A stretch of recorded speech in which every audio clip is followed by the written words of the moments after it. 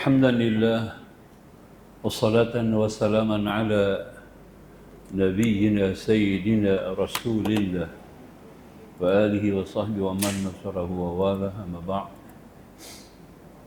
InsyaAllah kita sambung lagi nah. Ya. Apabila kita dah masuk sampai dekat Mekah, sesudah kita bersiap tinggal di hotel, bilik-bilik, beg-beg kita semua sudah tersimpan rapi dengan arahan daripada pengurus maktab.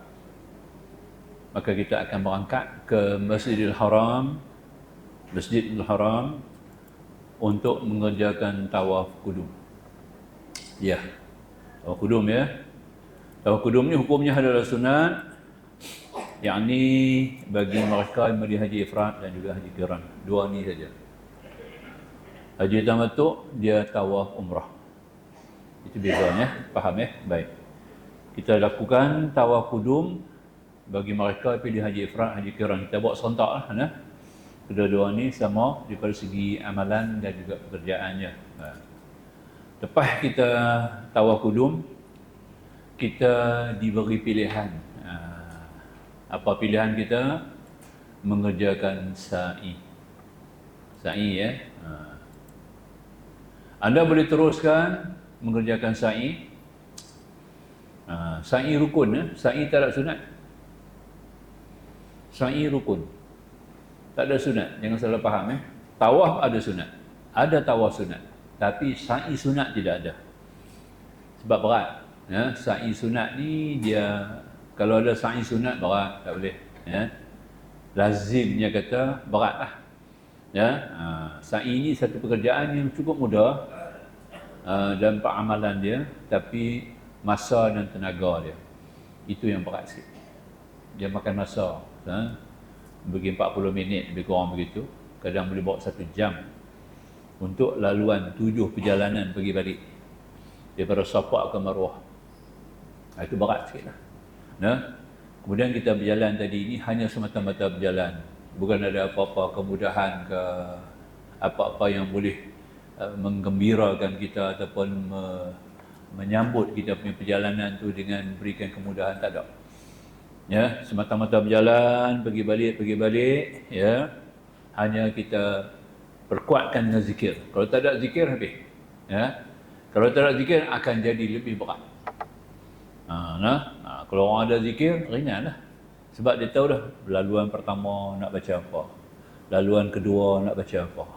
Jadi bacaan-bacaan zikir ni lah yang akan meringankan dan merasakan pekerjaan kita buat tadi ni tak berat. Kalau tak ada zikir, duduk mengangar gitu berjalan je dah. Duduk hak keluar masuk lepas masuk cakap tu saja tak jadi benar. Kita akan jadi bosan, berat. Atau orang tanya kata, sa'i ni apa dia Ustaz? Nampak apa? Apa yang dapat dia? Kalau sembahyang kita boleh ada rukuk dia lain, ada sujud dia lain, ada tidak dia lain, duduk antara sujud lain, banyak amalan-amalan pekerjaan dia tadi ini yang agak boleh memberikan kita tumpuan lah, ya. Kurang-kurangnya kita dapat memberikan tumpuan dan ada bersambit dengan rahsia dan juga hikmahnya. Tapi kalau tawaf ni kita Bani Sa'i ni kita tak nampak, ya. Itu kita kena hayati lah. Amalan sa'i ni kita kena hayati tentang kisah yang berlaku kepada Siti Hajar. Wajar jemaah sekalian, ya, ambillah sikit kisah tentang Siti Hajar tu nah. Balik baca-baca sendirilah dalam buku-buku sejarah kan. Carilah apa, suruh-suruhlah anak-anak ke cucu ke cerita sikit. Depan mengaji baca cerita kat mak ni macam mana sa'i ni asal macam mana, ya. Siapa yang mula-mula sa'i kan. Dapat cerita tu sikit kita boleh hayati lah. Bila kita berjalan tu kita nampak gambaran dia. Itu artinya lah. Nak selam kepada hikmah, nak selam pada rahsia haji tu agak, sa'i tu agak berat sikit lah. Melainkan kita kena ada latar belakang sejarah yang kemas. Ya, baik. Jadi sa'i haji dan rukun ni kita balik kepada hukum lah. Orang lepas buat lepas ni kita tawaf kudum tadi ni, kita diberi pilihan, ya, sama ada nak sa'i atau nak tangguh. Itu lebih sikit. Haji ifrad dengan haji qiran ni dia special sikit.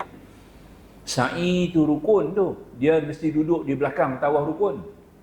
Tawaf rukun kita tak buat lagi. Lepas tawaf rukun, baru boleh sa'i rukun, bukan? Tapi ada keistimewaan sikit bagi orang pilih haji ifrad dan haji qiran ni. Sesudah tawaf kudum, bukan tawaf haji, tawaf kudum, masih lagi dibolehkan. Dibolehkan kita sa'i. Nampak tak? Kita ambil sa'i rukun tu, dibubuh di belakang tawaf kudum. Nampak tak? Itu dia punya kelebihan sikit lah haji ifrad, haji qiran ni. Jadi kita nanti besok kalau kita dah buat sa'i tu, sa'i haji ni, sesudah tawaf kudum kita buat sa'i haji, apabila kita balik ke Mekah sesudah kita berada 3 hari daripada Mina, maka kita hanya balik Mekah untuk tawaf haji saja. Tak payah tawaf, tak payah sa'i haji lah. Pasal sa'i rukun satu ya, bukan ada 2. Nampak tak? Jadi kita boleh buat dia lepas tawaf kudum atau lepas tawaf haji. Pilih yang mana kita nak. Lepas tawaf kudum ke ataupun lepas tawaf haji. Boleh pilih. Itu sa'i haji. Istimewa bagi kumpulan yang mengerjakan haji secara ifrad ataupun secara qiran. Nampak ya? Itu lebih sikit lah. Jadi kalau ditanya hukum, yang mana lebih afdal? Lepas tawaf kudum ke elok atau lepas tawaf haji ke betul bagus? Jawab dia, lepas tawaf haji lah yang terbaik. Kita letak pada tempat dia. Memang dia duduk belakang tawaf haji. Kita buh dia pun belakang lepas tawaf haji. Dua-dua haji. Tawaf haji, sa'i haji kan cantik. Kalau bubuh lepas tawaf kudum boleh lah. Tawaf kudum ibarat macam adik duduk depan abang tiri itu lah. Kalau bubuh tawaf haji, abang betul ya. Tawaf haji itu abang, sa'i haji itu adik. Macam tu lah kita kata lah, bukan hukum lah. Saya kata lu nak mudah faham. Ya, kalau tawaf kudum ni abang juga abang tiri ya. Abang tiri. Jadi asal nama abang tu lah. Eloknya tangguh. Tapi kebanyakan orang tak mau tangguh. Biasa manusia ni lagi cepat lagi bagus, lagi habis lagi baik, apa nak balik lagi cepat. Tu dia. Kita selalu macam tu lah. Kalau boleh apa yang boleh kita dulu kan. Jangan duk tangguh. Kalau boleh nak balik cepat. Memang borang nak balik awal, tu dia punya terbaik. Borang balik lambat tak ada. Nampak lah. Kita pergi di pejabat tabung haji, bahagian penerbangan kan. Ya. Tu dia borang nak balik awal. Belum ukuh dia minta borang lah. Belum ukuh lagi lah. Pergi pejabat tabung haji, ada borang nak balik awal. Nampak tak? Tu dia. Tu dia punya terbaik. Saya nak ambil borang balik lewat. Tak ada. Borang tak ada. Kami tak cetak apa ni. Tapi tanpa runcit mau kami bagilah. Baru nak cetak borang. Bagi siapa? Yang nak balik lewat. Nampak tak? Memang tabung haji pun tak bagi balik lewat. Kapal terbang belum siap dah. Balik lewat kena ada orang tunggu lah kat dia. Nampak? Selesai. Pun ada kerja juga tu. Jadi maka tu kita ambil sedikit lah. Itu yang berlakunya. Jadi maknanya anda boleh terus sa'i haji ataupun anda boleh tangguhlah. Itu bagi ifrad dan qiran. Baik, selesai. Lepas tu,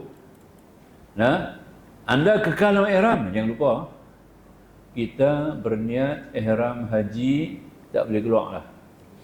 Tak boleh nak keluar lah.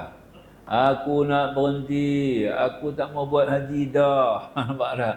Aku nak berhenti takat ni, aku nak keluar. Hang kata bila 1000 kali keluar yang mata darah pun tak batal haji tu. Nampak tak? Melainkan dengan dam ihsar dia kata. Tu ada dam ihsar. Dia panggil tahlul ihsar. Kita kena buat tahlul ihsar lah. Tu kalau ada sebab lah, ada pasal. Tak boleh buat nak kena balik lah. Ada uzur, ada berlaku kecelakaan kan, timpa apa-apa kebala kan, di kawasan Masjidil Haram ni. Sehingga kita tak boleh masuk masjid, maka itu akan ada arahan lah. Bertemu haji, semua jemaah haji kena bertahlul ihsar. Minta maaf lah. Kita mohon perlindungan lah, jangan jadi begitu orang lah. Dulu pernah jadi lah, tapi ketika tu orang dah habis haji dah. Masa pencerobohan, ya, satu kumpulan yang mendakwa kepada mereka ini adalah daripada Imam Mahdi yang menawan Masjidil Haram selama 2 minggu. Dipertawan Masjidil Haram 2 minggu. Itu ada pernah jadi pada tahun 70-an lah, lebih kurang 73 tak silap saya berlaku.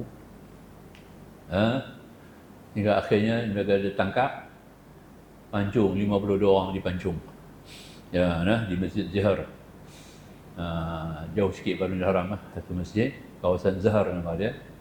Situ dilakukan pancung kepada 52 orang yang menceroboh, ya, dapat tangkap. Dia guna SWAT daripada Jerman. SWAT daripada Jerman datang, ya, dapat tangkap lah semua tu. Baik. Masa tu jemaah haji kita dah habis dah buat kerja, dia nak balik nak kena tawaf, bidak. Tak boleh tawaf bidak. Dia semua tak tawaf bidak balik. Nampak? Tapi dia tak payah dam lah. Sebab dia pada ada keuzuran syar'i ni, ya. Jadi dia tak payah tawaf bidak, tak kena dam. Semua pakat balik Malaysia. Nampak tak? Itulah. Ini adanya. Tapi berlaku sebelum tahlul, kena tahlul ihsar nama dia. Rugilah kita tak buat haji habis. Baik. Anda kekal dalam ihram, jaga pantang larang 13 perkara. Kita dalam pantang larang lagi, jaga. Kita ajak melika, mesti kena sentiasa berjaga-jaga, ingat. Jadi apa kita nak buat? Dalam masa ihram tadi ini, kekal dengan pakaian ihram, kekal dengan segala hukum-hukum pantang larang. Awas, jangan langgar, ya. Dan perbanyakkan tawaf sunat. Umrah tak boleh buat. Orang ifrad, orang kiran tak boleh buat tawaf. Tak boleh buat umrah. Ya. Sebab umrah tu kecil. Dia duduk dalam niat haji lah. Apa pergi buat umrah pula? Dia dalam niat haji dah besar lah. Macam mana dia buat umrah pula? Nampak? Jadi maka tu dia hanya melakukan tawaf. Rajin ke masjid. Banyak masa di masjid. Nampak tak? Banyak bergiat dengan amalan-amalan sunat. Ya, itu dia lah. Sentiasa rajin ke masjid. Lakukanlah tawaf-tawaf sunat sebanyak-banyak mungkin. Sembayang sunat. Tapi bagi kita yang bukan penduduk Mekah ni, tawaf tu lebih baik pada sembahyang sunat lah. Sembahyang sunat yang biasa kita buat lah. Sembahyang sunat ratibah yang mengiringi sembahyang fardu tu kita buat itu biasa lah. Ya, 22 rakaat sehari semalam, ya. 22 rakaat sehari semalam. Ada sembahyang sunat ratibah.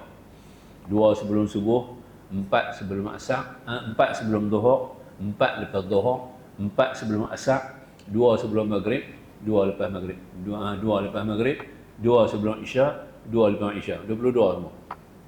Yang tu buat macam biasa lah. Sunat witir, buat lagu biasa. Ya, malam. Sembahyang sunat duha, buat lagu biasa.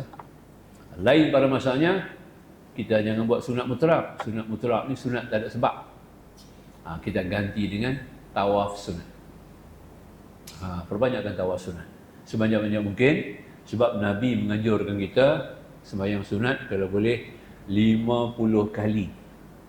Buat sembahyang sunat 50 kali. Tahu sunat buatlah. Bila-bila masa lapang buat tawaf sunat. Niat minta tolong kepada Allah. Kita sendiri mungkin tak kuat. Ya Allah, izinkanlah hamba-Mu yang kerdil ini, ya Allah, dapat melaksanakan tawaf sunat demi kebesaran kemuliaan-Mu, ya Allah. Demi kerahiman-Mu, ya Allah. Engkau izinkanlah hamba ni tawaf sunat. InsyaAllah ringan ya dia bagi. Ya? Boleh buat. Sehari buatlah 3 kali tawaf atau 4 kali tawaf. Dalam 2 minggu dah selesai. Kita ada mungkin lagi banyak hari di Mekah, ya. Lepas-lepas haji itu banyak masa kosong kan. Jadi sekarang ni sementara kita nak tunggu 8 Zulhijjah nak pergi ke Arafah. Masa kita tu masih ada lagi. Lepas kita buat tawaf kudum, kita sembahyang. Kalau kita buat sa'i haji, lebih kurang dalam makan masa lebih kurang 4 jam ya. 4 jam dalam satu hari ni 4 jam. Jadi masa kita yang banyak tu, sebelum sampai 8 tu, kita perbanyakkan tentang tawaf sunat lah.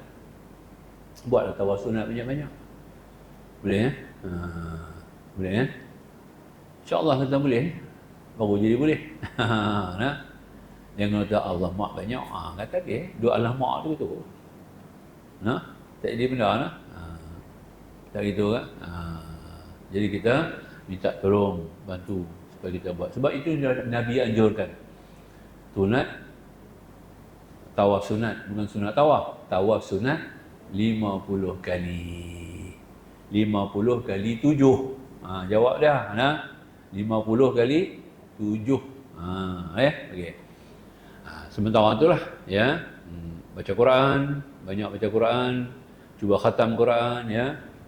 Dapat barang sekali pun jadilah. Di Mekah sekali dapat khatam Quran jadilah. Ya. Habis dah tu. Jadi seksi pertama tentang Haji Ifrad selesai. Kita masuk pula sesi kedua tentang apa nama? Haji yang kedua pula, iaitu Haji Tamattu, Haji Ifrad, Haji Ifrad buat kali kedua. Ini pangkat kedua, sesi yang kedua. 8 Zulhijjah, tarikh keramat. Semua jemaah di seluruh dunia melibat 8 Zulhijjah ni. Kita juga yang memilih haji secara ifrad ataupun qiran. 8 Zulhijjah juga menjadi hari yang penting bagi kita. Di hari itu kita cuma bersiaplah. Kita tak payah niat apa dah. Tak payah mandi, sunat ihram pun tak payah dah. Sebab kita dalam niat haji dah. Kita dah ada dalam niat haji, siap dah. Kita masa mula mari dulu. Dalam ketika kita berada di mana? Di miqat, Kanu Manazil ataupun di Kanu Manazil, kita sudah berniat haji, habis. Di 8 Zulhijjah kita tak niat dah. Kita keluar aja daripada Mekah nak pergi ke Arafah. Tidaklah.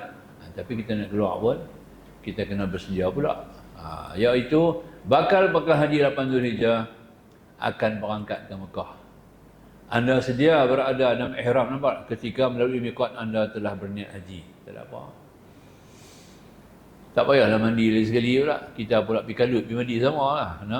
Tak payahlah. Tak payahlah. Bukan kita nak niat baru dah. Kita ada dalam haji dah. Niat kita dalam haji dah. Sekarang kita dalam ihram haji. Apa nak niat lagi? Cuma 8 Zulhijjah ni kita bersiap-siap untuk barang-barang kita nak bawa je lah. Ya? Barang-barang kita perlu nak bawa ke Arafah. Itu sajalah ya. Anda sedia berada dalam ihram ketika melalui miqat, anda telah berniat haji. Anda hanya bergerak langsung menuju ke Arafah. Gerak langsung ke Arafah. Itulah diartikan dengan apa nama? Haji Ifrad, Haji Qiran apabila 8 Zulhijjah inilah kerjaan. Orang tamattu lah. Orang tamattu baru nak mandi. Mandi, pakai ihram, sembahyang sunat ihram. Kemudian baru nak kena berniat haji pula, baru nak mula niat haji. Orang tamattu. Orang ifrad qiran tak payah dah. Sudah dia berada dalam ihram haji, ya. Itu yang dikatakan tadi ini. Anda mula berangkat ke Makkah Arafah bersama-sama dengan jemaah ifrad, jemaah tamattu tadi. Ya.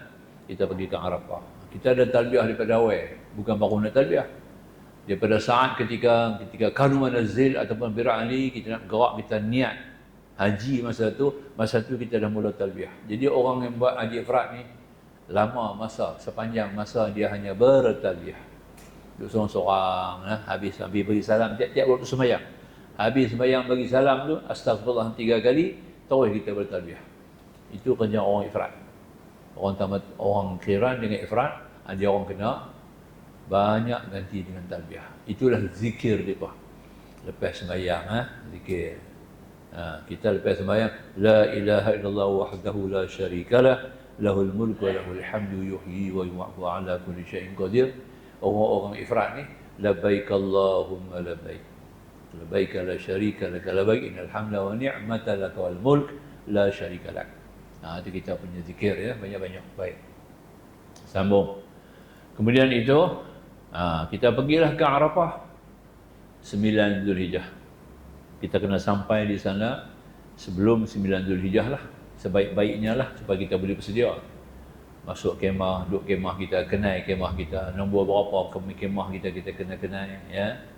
Jadi 9 Zulhijjah pagi kita dah. Ya.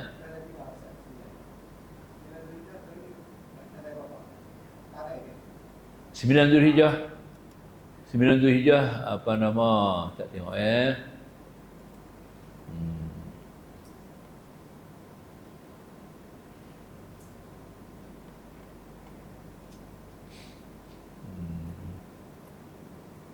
Itu saya abang awal dulu dah. Masa pembukaan dulu ya.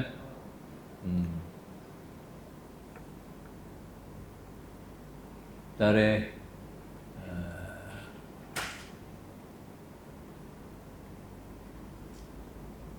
tarikh ya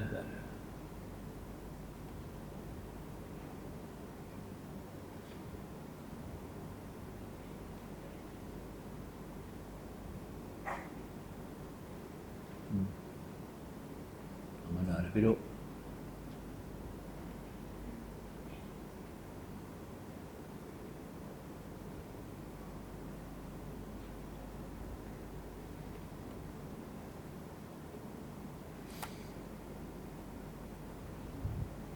Dia dekat-dekat sangat ya. Kot masuk tidak ya. Ini dia tarikh wukuf. Nah 204 2024 1445 Hijri 9 Dzulhijjah hari Ahad 16 Jun. Ini mengikut takwim kita sekarang lah. Nanti besok Saudi dia pun macam kita juga tengok bulan. Dia pun pakai juga tengok bulan 1 Zulhijjah. Dia pun nak tengok 1 bukan 9 Zulhijjah. Dapat 1 Zulhijjah dia tahu lah 9 tu jatuh hari apa. Dia akan tengok bulan pada akhir Zulkaidah. Ya. Satu hari sebelum Zulhijjah masuk Zulhijjah, dia orang akan ke melihat bulan lah. Jadi nampak bulan, kalau tak nampak akan ada keputusan depa bila satu Zulhijjah. Dia punya takwim dia punya lah, kita punya takwim kita punya, jangan ikut dia pula. Kebetulan kalau sama tak apalah. Kalau tak sama kita pakai kita. Sebab akan timbul kecoh ayat ni. Selalu tiap-tiap tahun dalam macam tu. Kita diikut dia punya tarikh ukur. Tarikh ukur dia pun kita doa di sini. Ada pula ya. Tolong peringat pula waktu asar semua kena berhenti. Doa. Kononnya waktu asar kita dengan waktu asar depa nak sesuai nak asar depa. Kalau gitu sembahyang pun ikut depa. Tak cerdik ya. Kalau nak pakai tarikh ukur depa, sembahyang pun kena ikut depa. Sembahyang zuhur kita nak sembahyang berapa kalau ikut depa? Sekarang depa 5 jam ke bawah. Sekarang depa belum zuhur lagi. Macam sembahyang zuhur kita kena ikut depa. Pukul 4 petang kita sembahyang zuhur atau pukul 5. Nampak tak? Nak pergi sama dengan zuhur depa. Tu orang yang rancak yang selalunya keluar dalam TikTok, dalam YouTube dia ada lah. Orang yang tak faham ni, suruh kita ikut tarikh depa. Tarikh kita lah. Matahari atas khatulistiwa tu dia ada lah. Negeri-negeri yang terlibat. Ikut matahari. Nampak ya? Kita punya matahari jatuh awal macam raya puasa, mana boleh ikut depa. Raya puasa depa jatuh dulu, kita awal. Sebab depa punya hari siang pendek daripada malam, malam panjang. Kita panjang siang malam sama panjang, depa siang pendek daripada malam, malam panjang depa. Nampak tak? Sebab tu dia lari hari depa mari dulu, depa dapat hari awal. Nampak tak? Matahari kita terima dulu. Nampak tak? Awal depa terima dulu. Pasal apa awal depa? Kerana depa punya siang pendek, malam depa panjang. Itu sedikitlah Saudi ya. Dia tak sama, dia bukan negara khatulistiwa betul-betul. Dia pergenjak jauh. 5 jam lari ya. Maka itu tarikh kita 16 Jun lah. Tarikh depa tak tahu. Cukup 16 Jun kita wukuf di sini, kita doa. Bukan wukuf, kita berdoa. Hari Arafah bagi kita, bukan hari wukuf. Bagi kita hari Arafah. Bagi depa hari wukuf. Jangan biar sama pula ya. Bagi depa hari wukuf, bagi kita hari Arafah. Ya, sebab tu tarikh tak sama ikut tarikh kita Di mana bumi kita berlangit, di bumi, di mana langit, di bumi, di mana langit mana kita berteduh, di bumi itu juga kita berpijak. Nampak? Tu faham betul lah. Ya. Masuk kandang harimau, ngaum. Masuk kandang kambing, mengembik. Tu dah ada patah Melayu kan. Macam tu lah. Takkan nak ikut dia masuk kandang harimau, kambing nak kena punya kambing juga. Tak betul ya no? Nak ikut harimau, kambing nak ikut harimau, kacau. Tak cerdik ya, kita kena faham. Kita faham Tuhan dah beritahu dah. Waktu sembahyang kita, hari kita, time kita 5 jam lari pada depa. Ya, jadi kita kena ikut hari, bukan ikut ukuf. Ukuf dia punya. Kita tak kena mengenal dengan jemaah haji. Sebab tu tak kena mengenal dengan ukuf dengan kita. Ya, tak bunyi ukuf bagi kita, tak bunyi. Sebab tu kita nak doa waktu ukuf. Tak betul lah. Sebab jemaah yang bukan haji, yang tak buat kerja haji, tak terlibat dengan ukuf. Hari kita terlibat, hari yang Arafah. Dia orang punya hari apa? Yang kita punya hari Arafah, lari 5 jam. Tapi, faham ya? Kita jumpa dulu matahari. Jadi kita kena faham macam tu, baru boleh. Baik. Jadi pendek kata, kita ingat 16 Jun lah. Jadi 16 Jun tu kita kena ada di Mekah lah. Sekarang ni kita tengok, kita ada di Arafah, 9 Zulhijjah, iaitu sebagai hari ukuf. Itu kita bergerak pagi tak buat apa lagi lah. Kita tak buat apa lagi. Pagi 9 Zulhijjah tu berlapang-lapang. Nak tidur. Pukul 10, pukul 9 tu kita tak kolong lena tak. Abang apa? Nak cari tenaga supaya kita boleh berjaga. Lepas zuhur jangan tidur lah. Sebab lepas zuhur dia mustahab. Waktu ukuf bermula pada waktu zuhur. Ukuf bermula pada waktu zuhur. Sebelum zuhur tak masuk ukuf lagi. Walaupun kita pijak Arafah, ada di Arafah dah. Walaupun kita ada di Arafah dah, tapi kita tidak terlibat dengan ukuf lagi. 9 bulan Zulhijjah tu hari ukuf, tapi dia bukan mula pagi. Dia waktu zuhur baru masuk waktu ukuf. Ya, baru kita boleh dapat haji. Nak dapat haji tu bila masuk zuhur baru kita jadi haji. Sebelum zuhur tak jadi haji lagi. Kalau kita mati sebelum tu tak jadi haji lagi lah. Maknanya kita masih berada di awal. 9 dia tak apa lah. Haji pagi-pagi tu bersenang-senang, berehat-rehat, ya. Kita tidur berehat, ambil tenaga sikit, ya. Supaya kita dapat tenaga dan kita boleh berjaga. Bila masuk zuhur, ya, matahari betul-betul tengah kepala, kisah sikit zuhur, baru kita masak ukuf. Waktu ukuf bermula, nampak? Ya. Kita pun biar ukuf lah. Beramal lah kita waktu ukuf tu. Sampai mana nak tunggu? Ya, sampai maghrib saja. Sebelum maghrib kita mesti berehat. Antara zuhur dengan ukuf, dengan waktu maghrib tu kita kena berjaga dan banyak beramal, berzikir di kemah kita. Seperti amalan-amalan harian kita lah. Apa kita dah buat di sini macam tu lah di sana pun. Tinggal lagi kita berada dalam kemah di Arafah. Mungkin kita boleh tambah sikit lah, sebab masa tak buat apa dah. Ya, orang perempuan tak payah ke dapur lah.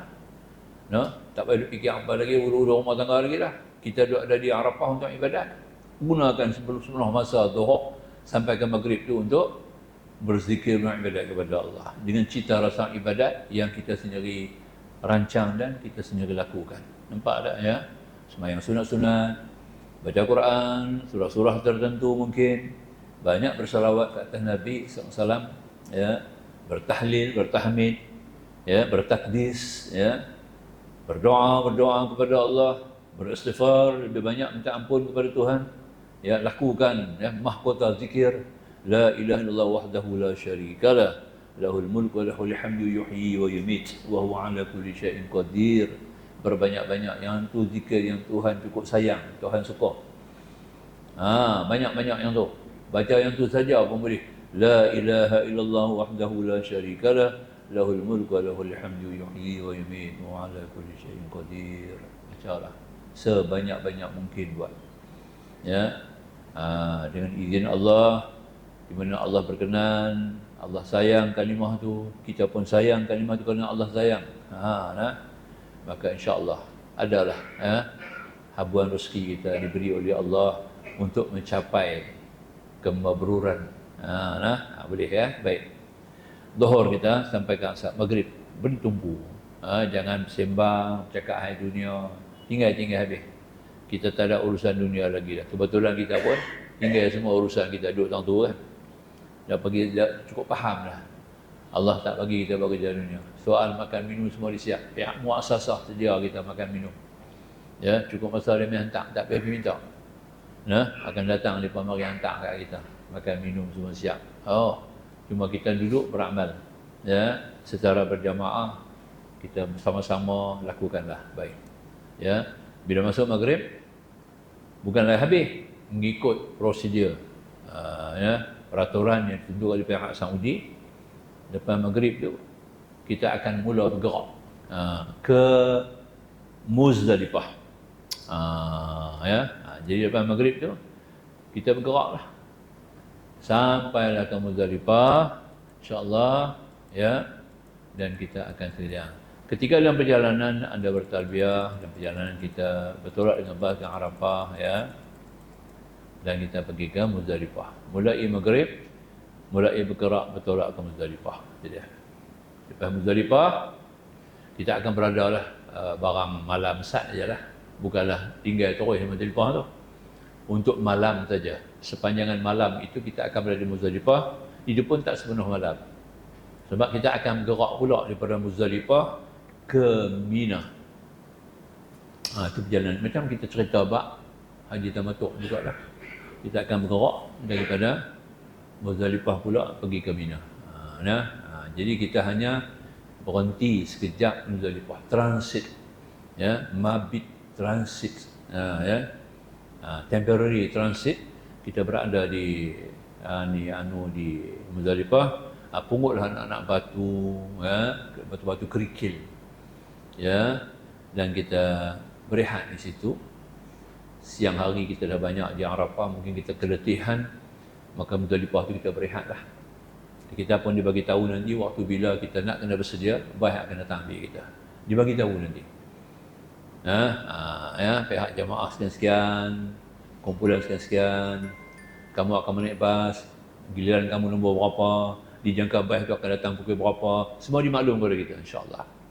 Ya, memang kawalan cukup kemah. Tabung haji ini di antara badan pengelola haji yang terbaik di dunia. Yang nombor 1. Nampak? Bukan terbaik saja, nombor 1. Excellent, orang putih kata, ya. Di antara badan-badan penyelenggaraan yang the most excellent, ya. Ya. Itu, untuk bawa kita kepada kebaikan. Semua disusun habis daripada awal sampai habis. Itu kita tak dapat nafikanlah. Kemana maknanya banyak negara-negara yang cuba, yang sudi untuk belajar daripada tabung haji, ya. Bagaimana nak kendali jemaah. Itu yang terbaiklah, ya. Package pun kena duduk juga di bawah peraturan tabung haji. Bukan boleh buat sendiri. Ada perkara tertentu saja. Soal makan, soal minum, boleh lah. Kita nak lain daripada tabung haji, kan. Tapi kalau soal perjalanan, penginapan, soal bergerak, ya, soal program-program ibadah, seumpama pergi melontar, ya, bermalam, semuanya adalah mengikut prosedur ataupun kaedah-kaedah lembaga tabung haji. Itu saya tak dapat nafilah. Tak dapat nafi kenyataan. Siapa pun lah tak nafi. Cuma di dunia ni ada satu negara yang lagi pun belajar kat tabung haji juga, Bangladesh. Antara negara yang kedua di dunia yang ada tabung haji. Tabung haji di mana? Tabung haji Bangladesh. Di mana kita punya pegawai-pegawai tabung haji bagi tunjuk ajak kat depan dulu. Duduk dekat depan 2 tahun lebih kurang, ya, dengan tabung haji Bangladesh untuk negara. Jepun ni antara negara yang kedua yang ada program khas kepada jemaah haji, iaitu Bangladesh. Itu pun di bawah asuhan, ya, modul Lembaga Tabung Haji Malaysia. Alhamdulillah. Sambung, ya. Kemudian kita bergerak ke Muzdalifah dan kita akan dibawa ke Mina. Di Muzdalifah nanti anda macam biasa bermula separuh malam sambil muka anak-anak batu. Kita kutip anak-anak batu sekadar lebih kurang 100 biji lah. Anak-anak batu ni kita masukkan dalam betul-betul ayat supaya kita dapat menilai batu yang sahih. Mengikut mazhab Syafi'i, kena lontar dengan batu. Nampak tak? Jenis batu lah, kita dah faham, ya. Sehingga bertolak ke Mina. Itu kita nak faham lah, ya. Kira-kira daripada segi batu ni, tuan-tuan, ya, dia ambil kira, ya, iaitu kita tengok sini, ya, saya tunjuk sikit kepada tuan-tuan untuk faham, ya. Okey.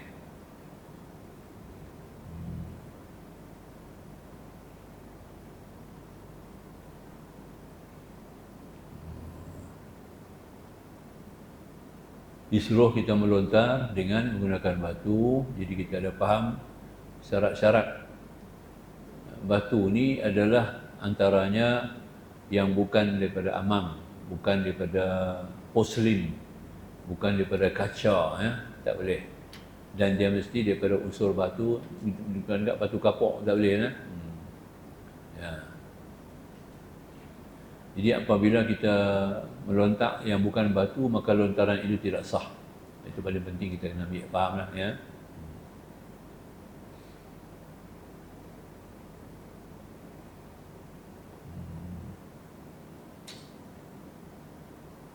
Ya, insyaAllah kita ambil sedikit faham kita untuk kita sah.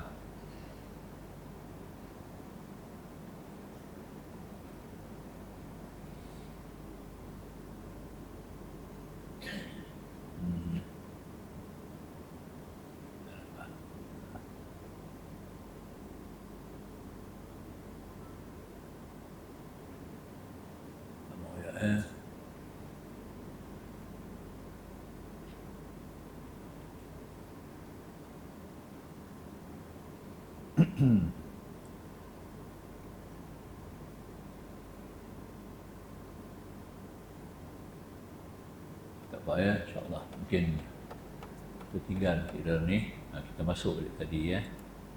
Baik.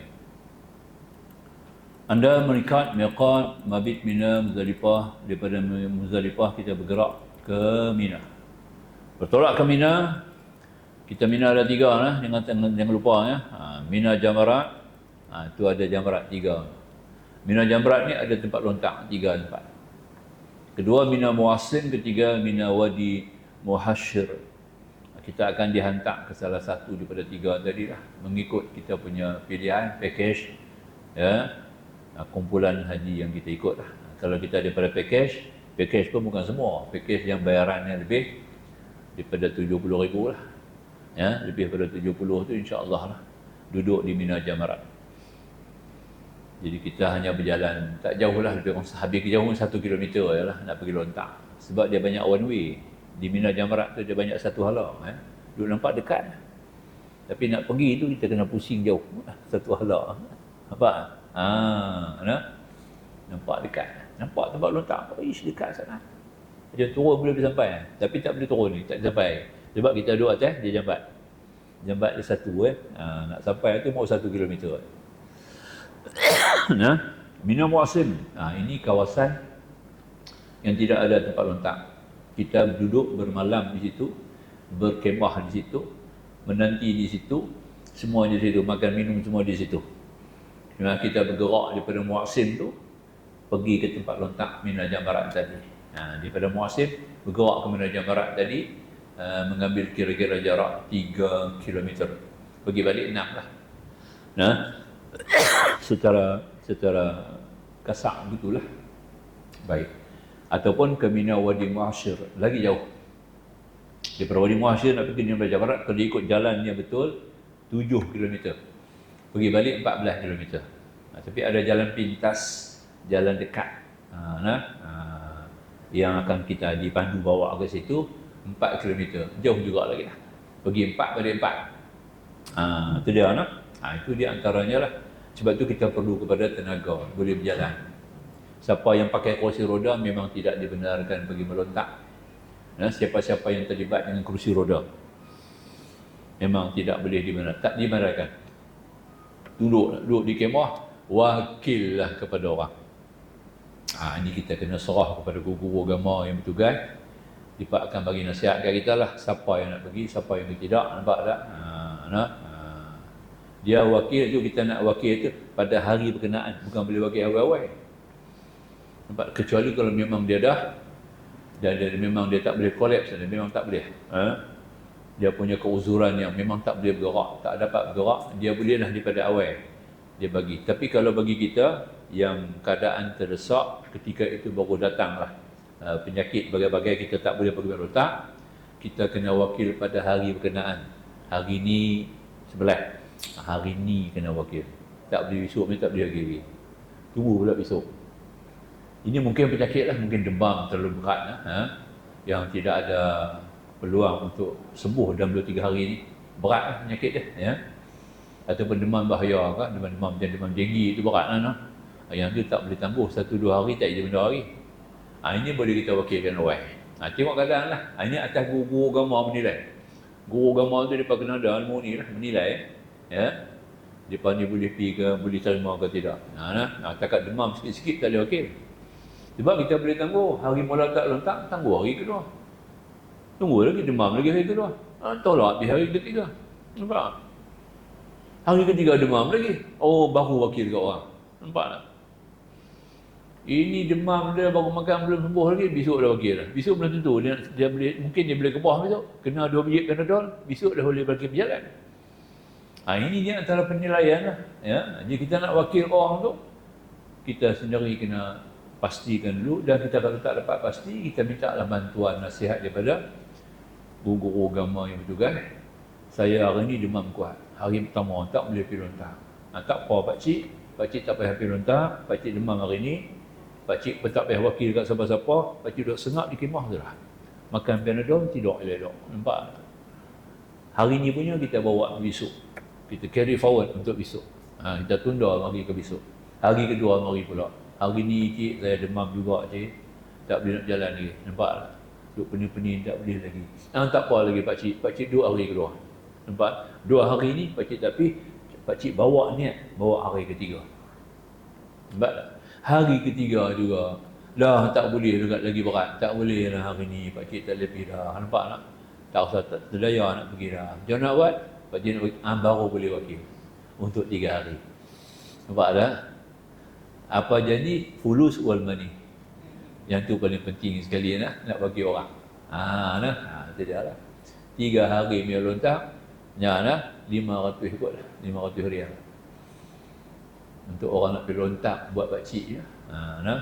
Dia pun ada dia punya sendiri nak lontar. Dia nak lontar kat pakcik pula untuk 3 hari. Nampak tak? Itu dia lah. Dia lontar dia punya dulu. Tak gitu. Ataupun dia buat kat pakcik dulu, sambil dia buat dia punya apa boleh. Mula dia niat kat dia dulu lah. Dia pergi ke jamrah yang mula, Jamratul Ula. Dia niat kat dia dulu. Nampak? Hari ketiga, dia bagi dia hari ketiga. Dia sihat. Hari pertama, kedua dia buat dah. Hari ketiga nak buat ke dia dulu. Dia buat dia punya dulu. Dia lontar hari pertama dia punya. Habis dia lontar dia punya, dia buat keluar batu untuk kita. Ini hari ke-11. Ya, aku wakil melontar bagi si Fulan bin si Fulan untuk hari 11. Dia lontar surah 7 biji. Keluar lagi 7 biji pula. Ini lontaran untuk hari 12 untuk bagi si Fulan. Bukan untuk bagi si Fulan. Bagi pula untuk hari 12. Hari 13 dia kena sebut juga pasal dia punya dia sendiri. Dia kena sebut. Ini hari 13 untuk si Fulan bin si Fulan. Entah.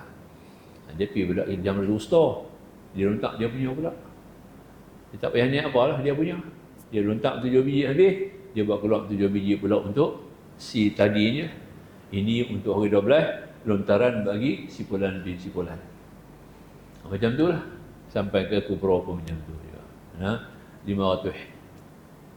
Nampak lah? Senang lah. Boleh kan? No? Kalau tuan-tuan pun, dia wakil tuan-tuan boleh. Dia kenal kawan-kawan apa ke?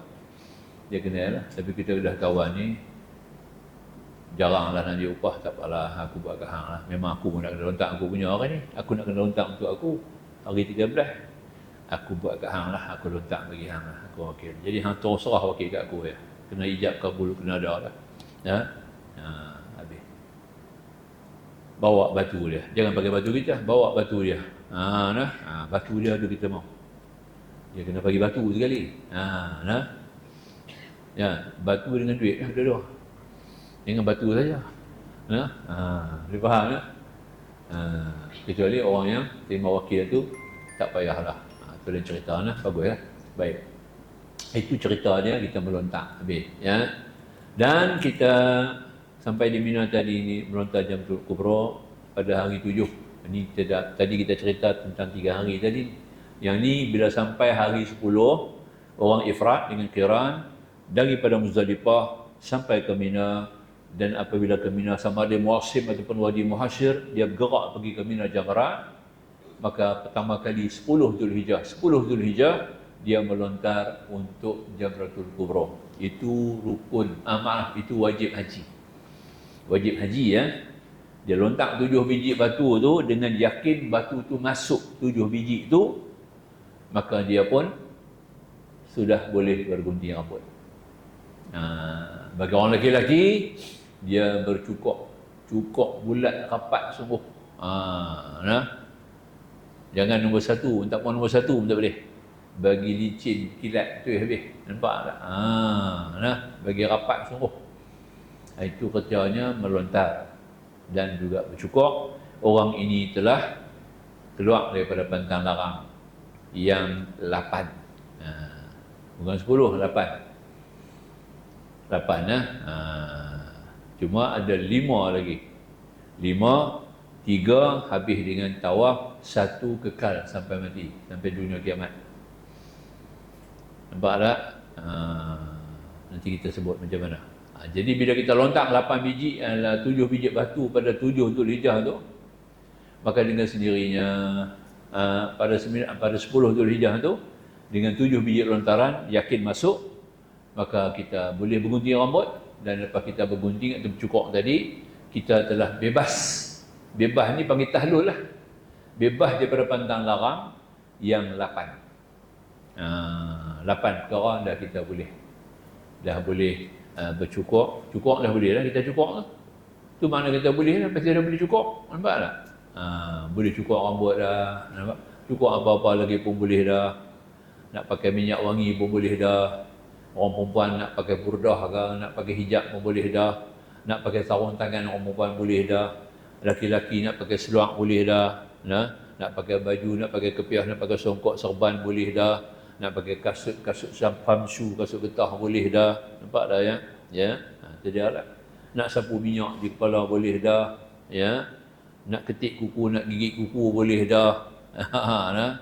Semua pakai boleh dah. Semua dah boleh. Habis. Boleh dah. Boleh sampai kiamat. Balik kepada asal. Tak itu kan? Cuma yang tak boleh 2. Tak boleh tebang pokok ronyih, daun patah ranting, tak boleh. Tu tak boleh lagi. Itu tak masuk dalam tahlul tu. Jangan baiklah. Dia tak masuk dalam tahlul.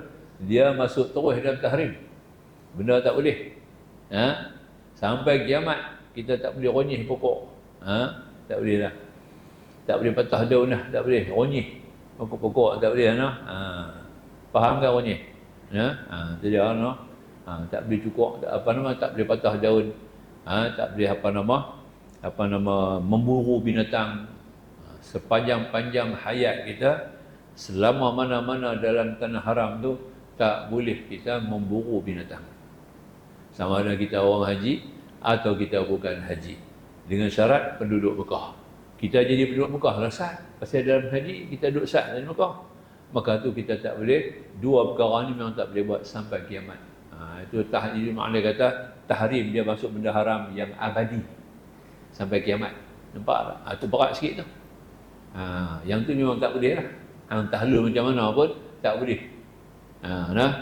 Cuma orang yang dah tahlul tu keluar daripada kawasan tanah haram boleh memburu. Nampak tak? Nampak tak? Kalau duduk dalam tanah haram, dia haji ke, dia bukan haji ke, dia menteri haji ke, dia tak boleh memburu, tak boleh mematah tumbuh-tumbuhan, meronyih apa tumbuhan, tak boleh. Itu faham. Boleh. Lagi nak dia faham. Kemudian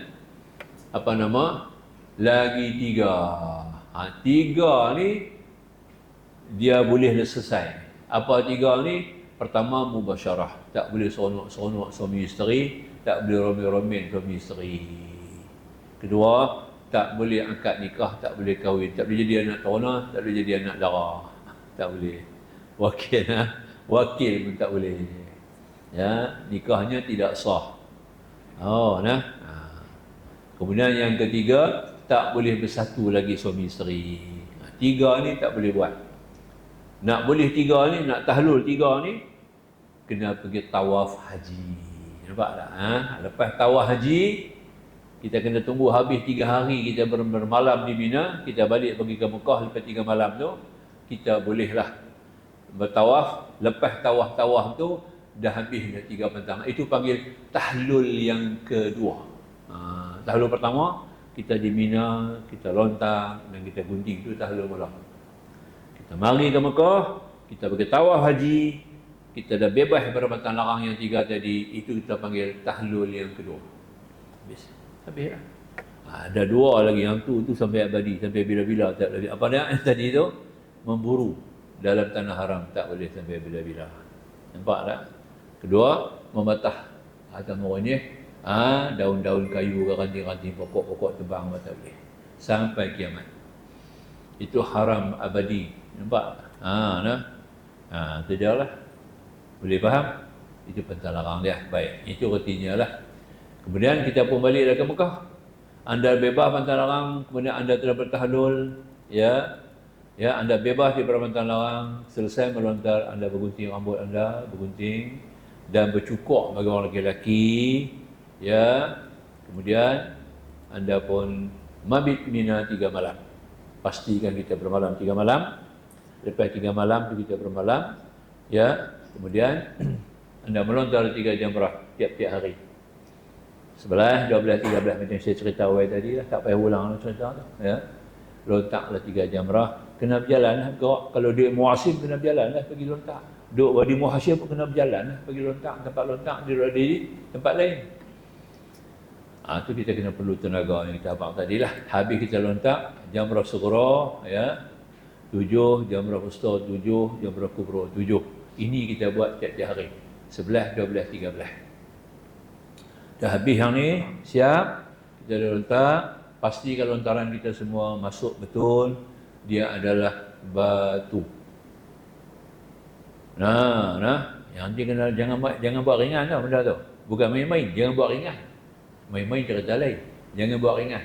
Aku dah balik sudah.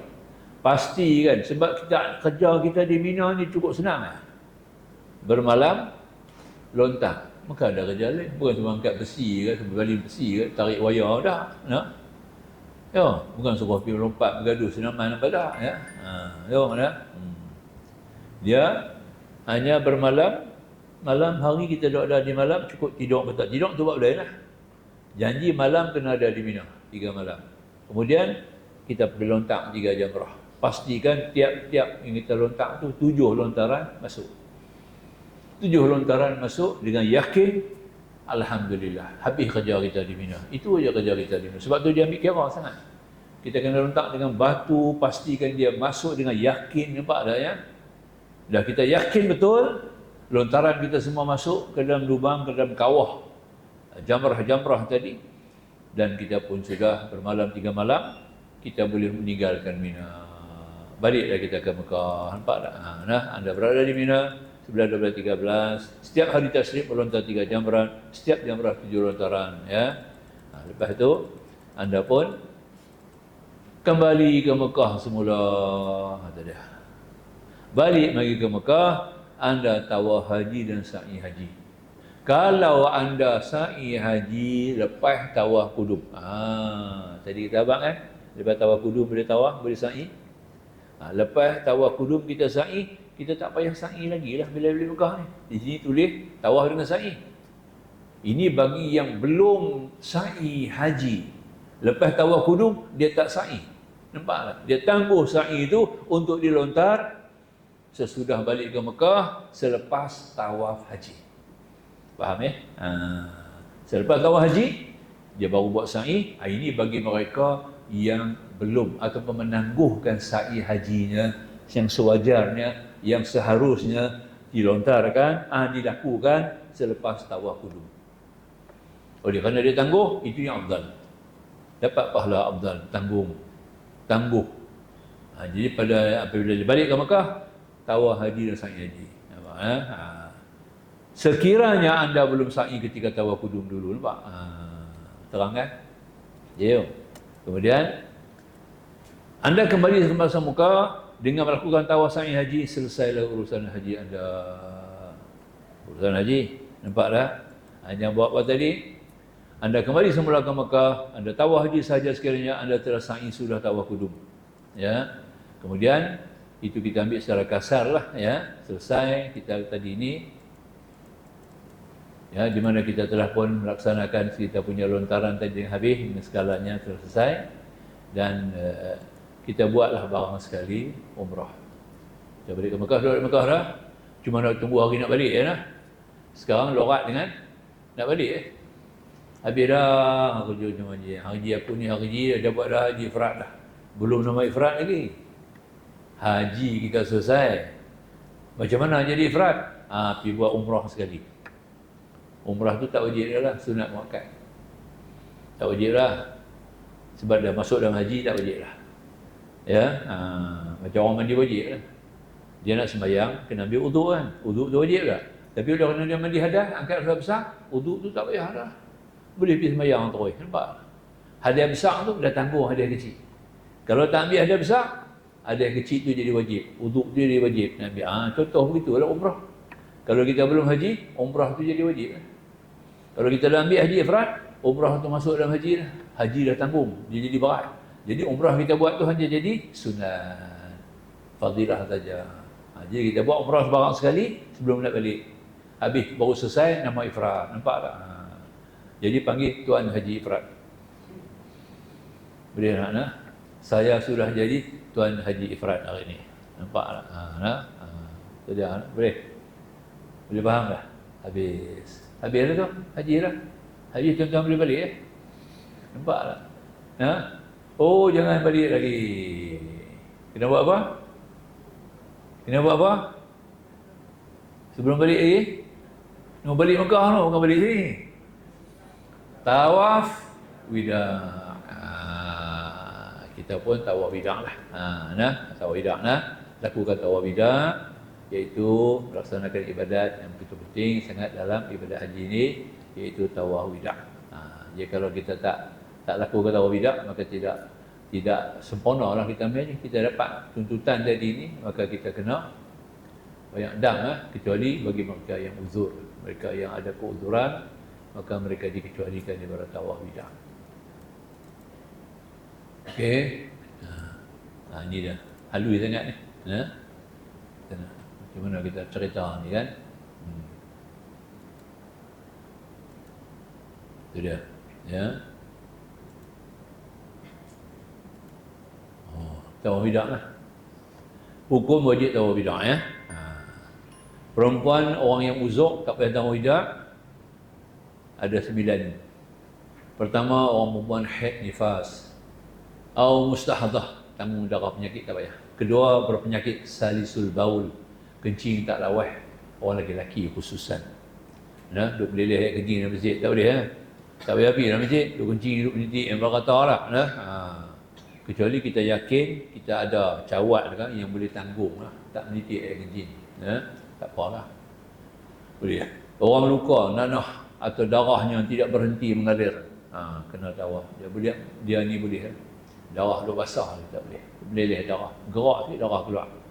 Dipaksa meninggalkan tawaf, pasal ada berlaku apa-apa ke, musibah ke bagainya, kita terpaksa kena tinggal, tak masuk masjid, bahaya kan. Ataupun takut kepada orang menzalimi, ada orang nak pukul kita ke, nak zalimkan kita dalam masjid ke, kita pun tak payah pergi lah.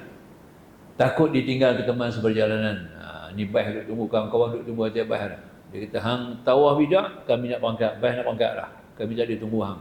Kita boleh tinggal tawaf wida, naik baik balik ni dia buat. Itu dia lah. Laginya, takut dia minta hutang kerana tiada upaya menjelaskan. Ada orang duk tunggu kita dalam masjid dan minta hutang. Nampak tak? Kita pun janji kat dia lah. Nanti kita jumpa dalam masjid.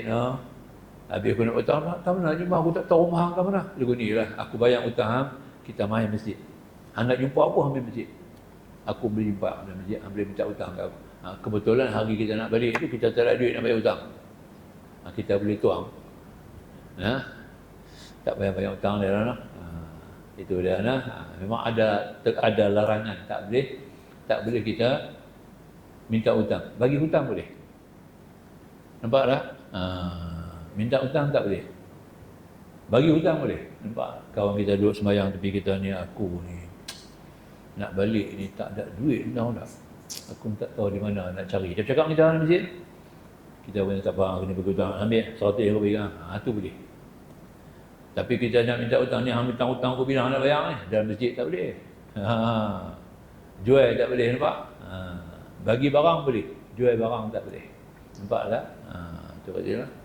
Barang yang tidak kena kebenaran Allah kan. Itu dia. Laginya, takut keselamatan diri atau hormat diri atau harta budaya yang terancam. Sama lah. Apa-apa yang boleh ancaman, kata hari yang berkenaan tu, ada ancaman, ada bahaya, akan terganggu kehormatan kita, maka boleh ambil. Tiada air, tak ada debu tanah untuk bersuci. Tak ada air nak ambil sembahyang. Tak ada debu nak tayamum. Boleh. Ini kecuali lah dah. Ya, okey. Jadi pendek kata, apa-apa yang melarang kita tak boleh kita tahu, kita tak boleh lakukan. Apa nama tawaf bidah ni ada larangan lah, ya. Menunaikan solat sunat tawaf itu kita kena buat. Mengucuk Hajar Aswad jika berkemampuan boleh. Memegang Kaabah Ismail makan Ibrahim boleh. Ya. Lepas tawaf bidah. Lepas tawaf bidah benar-benar ni boleh buat. Benar ni boleh buat. Yang pertama kita boleh sembahyang sunat tawaf. Boleh, tak ada masalah. Kita nak kucuk Hajar Aswad atau kita nak peluk dinding, nak pegang peluk Kaabah, nak sandak di Kaabah boleh pegang. Tak ada masalah. Boleh minum air Zam-Zam. Kita boleh berdoa, doa panjang-panjang tak apa. Doa tawaf bidah banyak panjang. Tunaikan solat sekiranya muazzin telah melaungkan iqamah. Azan tak boleh. Azan kita boleh jalan keluar lagi, jangan tunggu. Kalau tengah qamat, kita pegawai nak bangkit, Allahu Akbar, Allahu Akbar, asyhadu an la qamat. Tak boleh, orang semua bangkit diri lah. Kita tak boleh keluar. Masa tu kita boleh sembahyang, tak apa. Tapi kalau tengah azan, kita boleh keluar. Sebelum qamat boleh keluar. Jangan tunggu kena bayar dam. Batal tawaf bidah kita. Ya. Kemudian lagi makan dan minum dalam bilik sekadar keperluan saja. Kita balik di hotel kita nak makan boleh. Duduk masuk bilik kita pergi makan dalam bilik boleh. Itu maksudnya beli makan bawa balik Malaysia tak boleh. Nampak tak? Beli coklat kan? Nak bawa balik Malaysia nak pergi cucu tak boleh. Nampak tak? Itu dia. Buang air kecil besar boleh dalam tanah bilik ayak dalam bilik kita. Ya. Melakukan perkara yang tiada hubungan langsung dengan musafir tetapi wajib lakukan kerana hajat dan keperluan masalah khusus umum seperti mencari suami, isteri, keluarga, teman yang hilang atau barang yang hilang dan juga ziarah pesakit, kes kecemasan sahaja. Nampak? Pesakit dia minta tolong kat kita, Allah nak, aku tak berani nak pergi klinik, hang tolong bawa aku. Nah, kalau jadi Ustaz tu, aku telefon hang tolong bawa aku pergi. Aku tak reti nak pergi, tolong Ustaz. Tiba-tiba kita waktu nak habis tawaf bidah tu, dia telefon kita nak pergi klinik, minta kita teman. Boleh, kita bawa dia pergi klinik. Boleh, nampak ya? Tapi kita saja nak pergi tengok habis-habis tawaf bidah, nak pergi tengok kaum kita sakit, tak boleh. Nampak tak? Sebab dia tidak berhajat, kita pun tak berhajat kat dia. Itu tak boleh tambahlah ya. Laginya hilang suami kita tak ada. Siapa tak balik suami aku ni lah. Semua ada pergi tawaf bidah, dia tak balik. Kita boleh keluar, beli lauk pergi cari boleh. Suami kita kan. Ataupun barang kita hilang, nak pergi cari. Tak mana aku taruh duit aku ni. Nak pergi cari tak mana ni. Bertabuk tak mana. Kita boleh keluar pergi cari. Itu boleh. Antaranya lagi, ya, kecermasan je. Kemudian mandi dan juga pakaian boleh. Nak mandi, juga pakaian apa boleh. Beli makanan minuman sekadar keperluan dalam perjalanan nak makan. Atibah, aku ni lapar tak boleh. Cepat lapar, nampak tak? Jadi aku lapar, cepat nak kena makan. Kita boleh beli bekal sikit. Habuan nak makan atibah. Bukan nak bawa balik Malaysia. Boleh. Kita ambil gambar sedekah dalam tempoh menunggu bas. Sementara duduk tunggu di luar bas tu. Sebelum naik bas lagi, kita boleh ambil gambar tak apa. Mari kita ambil gambar dua orang. Ini bas-bas sekali dah. Besok ni ikut aku jumpa hang ke mana, aku ingat juga hang. Tak apa lah. Pasal memang nak balik lah. Bas tu ada dah. Ni bas tak ada lagi tak boleh. Bas tak ada lagi, tak boleh ambil gambar lah. Pergi tangkap di situ, pegap di situ, tak boleh lah. Tak boleh lah. Kecuali bas dah siap dah. Kita pun nak berangkat dah. Bas dah tunjuk dah, nampak dah. Sementara duduk tunggu 2-3 orang dia nak mari, kita boleh dah tangkap bas. Nampak lah, tangkap gambar. Itu tak ada masalah lah. Nak selfie ke? Nak salfa ke? Tak boleh ke dia? Boleh belakang lah. Itu dia antara beberapa perkara, dan kita pun balik tawaf bidah. Habis kita dah tawaf bidah, kita balik ke Malaysia. Sampai ke Malaysia, jangan balik rumah lagi, singgah Masjid Qaryah, sembahyang 2 rakaat, sunat kembali daripada musafir. Nampak tak? Aku sembahyang sunat kembali daripada musafir. Kampung halaman duk cari kita, kita nak masuk. Nampak tak? Sembahyang. Ataupun kita boleh masuk sampai ke masjid tu, kita sembahyang sunat kudum dia panggil. Itu bahasa yang lebih murni lah. Kalau kita niat sunat balik kembali musafir, dia niat sunat kudum. Tadi tawaf kudum kan? Ini sunat kudum nama dia. Berarti kita baru sampai destinasi kita. Habis dah kita sembahyang di masjid, kita pergilah di rumah. Kita sampai di rumah, masuk rumah, sembahyang pula sunat masuk rumah. Rumah kita rindu kat kita. 40-50 hari hilang duk cari mana hampir. Nampak tak? Bila kita balik, mereka pun jadi seronok. Maka tu kita sembahyang sunat dukhulul manzil. Nampak tak? Sembahyang masuk rumah nama dia. Sembahyang 2 rakaat. Habis. Tempat yang kita sembahyang tu seolah-olah macam kita sembahyang dalam Masjidil Haram. Rumah kita masuk sembahyang 2 rakaat tu macam kita sembahyang di Masjidil Haram. Dia punya taraf pahala dia tinggi. Nampak tak? Tapi sekali je lah. Nampak sekali tu. Jadi jangan tinggallah peluang tu. Kita balik daripada bertemu Allah, balik pada ziarah Tuhan dan ziarah Nabi. Besar lah. Bukan kecil tu. Faham? Balik pergi makan angin, tak apalah. Itu pun sudah sunat lagi kita buat, sembahyang masuk rumah. Balik daripada mana-mana musafir, sunat sembahyang di masjid kita dulu, kemudian balik di rumah, sembahyang sunat masuk rumah. Nampak? Tu nak. Habis? Boleh? Sejak. Wallahu a'lam. Akhirul kalam. Wallahu subhanahu wa ta'ala a'lam. Bismillahirrahmanirrahim. Alhamdulillah. Wassalatu wassalamu ala rasulih Nabi al-Karim wa alihi wa sahbihi ajma'in. Subhanaka la ilma lana illa ma 'allamtana innaka antal alimul hakim. Rabbi shrah lana sudurana wa yassir lana umurana. Rabbana zidna 'ilma warzuqna fahma. Rabbana atina fid dunya hasanah wa fil akhirati hasanah wa qina 'adzaban nar. Walhamdulillahil alamin. Assalamualaikum warahmatullahi wabarakatuh.